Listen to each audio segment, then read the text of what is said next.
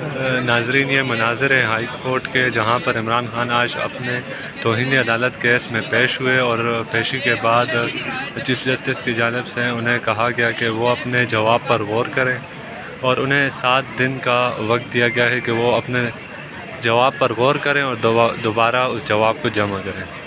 7 दिन के लिए अदालत ने इस केस को मुलतवी कर दिया है। 7 दिनों के बाद दोबारा इस केस की सुनवाई होगी। इमरान खान के हमरा असद उमर और शाह महमूद कुरैशी भी पेश हुए। ये मनाज़र हैं इमरान खान के, जो अदालत में पेशी के बाद वो वापस जा रहे हैं।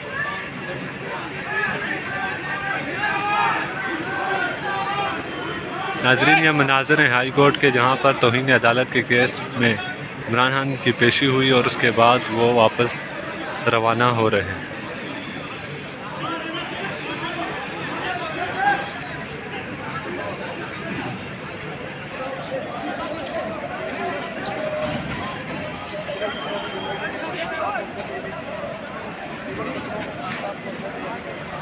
नाज़रीन, ये मनाज़र हैं इमरान खान के, जो तौहीन अदालत केस में पेश हुए और उसके बाद वापस रवाना हो रहे हैं। ये मेन गेट से वो बाहर निकल चुके हैं और बाहर उनकी बुलेट प्रूफ गाड़ी खड़ी है जिसमें वो बैठ कर वापस बनिकाला रवाना होंगे।